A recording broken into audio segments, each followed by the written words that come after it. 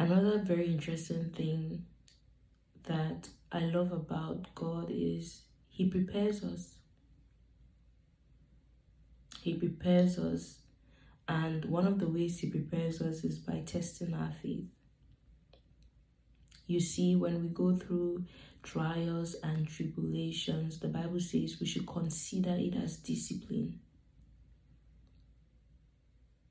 And we should submit to the Lord's discipline. The Lord trains us in difficulties. When we are going through testing, trials, and tribulations, our endurance is able to grow. We are able to produce, the Lord is able to produce character in us. He's able to train us. He's able to teach us this. He's able to teach us obedience. Our discernment is able to grow. We're able to mature. We're able to bear more fruit as we are pruned by the Lord.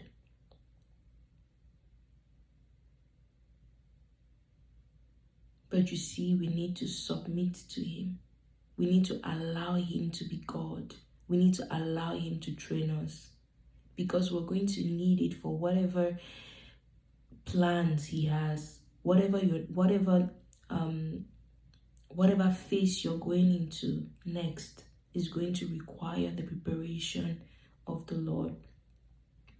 The Bible says that we should remain in Him and Him in us.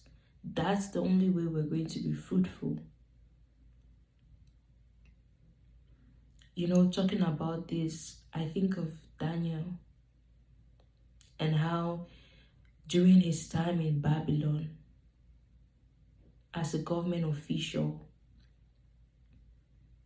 the other government officials were jealous of him because of how favored he was. God was with him. He was a man of noble character.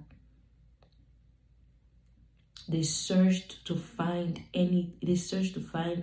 whatever they could to use against him, but they couldn't find anything